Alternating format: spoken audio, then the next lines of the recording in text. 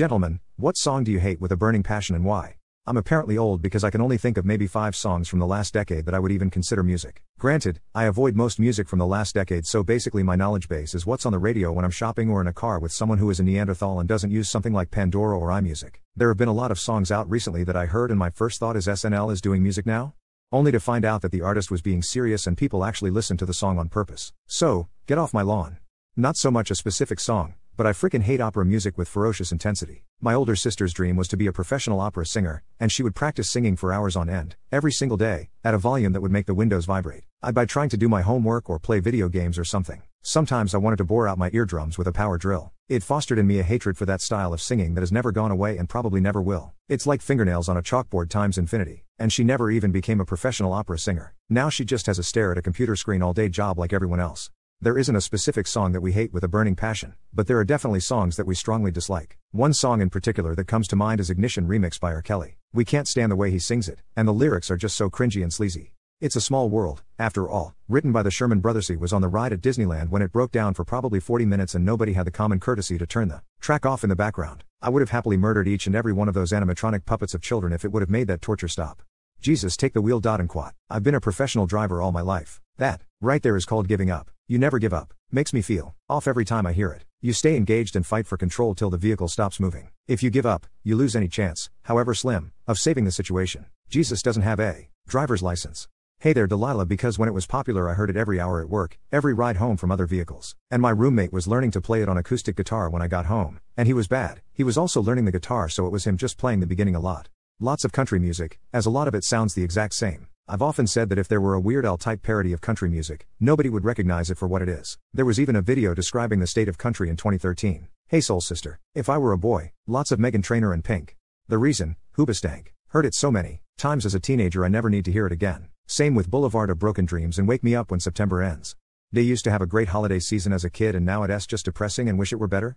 Absolutely. Yes, I feel this way too. To be fair, I think my family was always a bit toxic, but as a kid, I couldn't see it. You know, it's depressing, but for me, I try to focus on Jesus, as it's his birthday, and try to find the small joys in the season, like you said, decorating, baking, funny Christmas movies, other loved ones, etc. Hang in there. What I find helps is get a found family. Bring your friends together on it if your family doesn't want to anymore.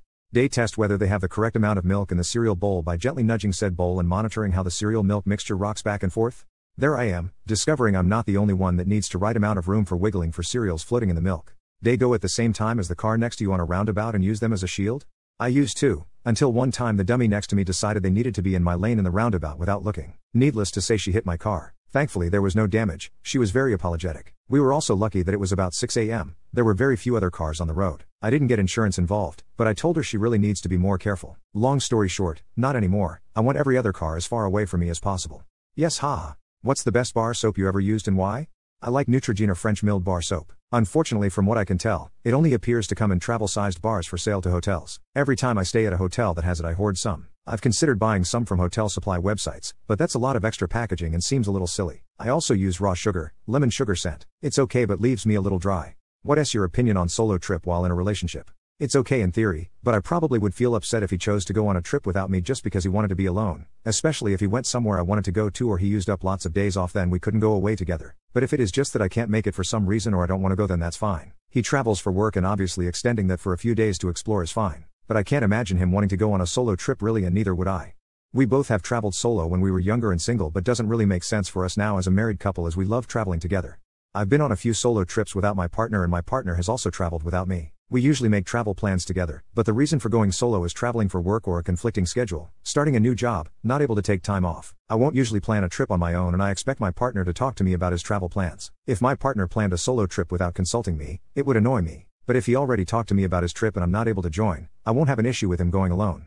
Perfectly fine. I actually really want to go on a solo trip myself for the experience and expect my partner to be supportive of that. So it'd be hypocritical of me to not be okay with him solo traveling, whether it's because he wants to travel solo for the sake of traveling solo, or because he wants to go on a trip I cannot/do not want to take. Though I think I'd be upset if my partner would go on a trip I'd want to go on as well without me. Or if his solo trip means there's not enough vacation days/money left for booking a proper vacation together too. Edit. I think it's important to not just grow as a couple, but also have experiences and growth on an individual basis. I think solo travel can be a part of that. It's fine. I'm going to another country next year on a girls' trip. I feel a little guilty, but he's okay with it. We've taken many trips before together and will take many more in the future. I think it is nice to experience traveling with different people because you get something different out of it depending on the dynamic. On our trips I plan everything, but on my girls' trip my sister has taken the lead with planning, so it's nice to be able to sit back and just go with the flow a little.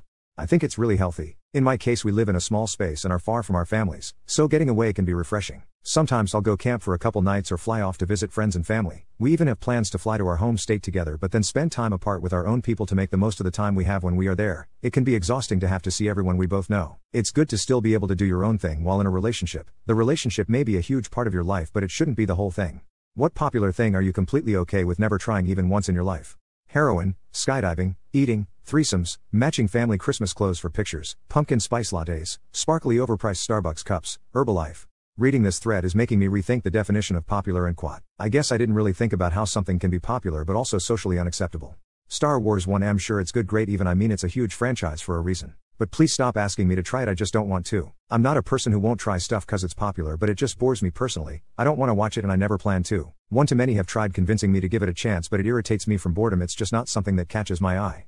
Fortnite, it's just not my thing. I don't find the Battle Royale genre appealing in the slightest. That's kind of weird because I love the original Battle Royale movie. I love The Running Man. The Hunger Games was nothing special, but I enjoyed it. However, the idea of a video game based on it just isn't interesting or enjoyable to me. Swinging, trading spouses, not the swing set. Had a family member try and convince me and my partner we should be swingers. Yeah, weird topic at family lunch. We shut it down pretty quick. If it works for your relationship, then I'm happy for you. It's just not for us. I recently found out more people we know are doing it, so it seems to be popular. Drugs, not even weed, despite it being legal these days. Also gonna stay away from alcohol and smoking. There are many factors that push me to stay away from those. The main one being the fear of developing an addiction, as I tend to develop those pretty easily. Back in my teenage years, I suffered from depression, and to cope with it, I developed an eating addiction. Fortunately, I am out of that phase now, and I'm also starting to fix my eating habits. So, I don't really want to risk it. Even addiction aside, how it affects your health is another reason. Smoking. Never saw the appeal, and literally everyone that I know who smokes or has smoked has expressed their hate for it. Plus, my boyfriend has made it very clear that he'd leave if I ever started. Drugs, vaping, cigarette, alcohol. A lot of my friends offered me, but I said no, and they're completely chill with it. Whenever they want to vape/smoke, I ask if they want to talk outside instead of inside so they can still smoke/vape while I just talk with them. Considering some of the other responses, mine is a little tame, but soft tofu is a big nope for me. Someone, a vegetarian, described it as like eating an eyeball. Never had a need to try it after that. Lobster. You're eating a cockroach that failed to drown. It tastes good with butter and lemon? Of course it does. Joseph Stalin's shriveled left hand would taste good in butter and lemon.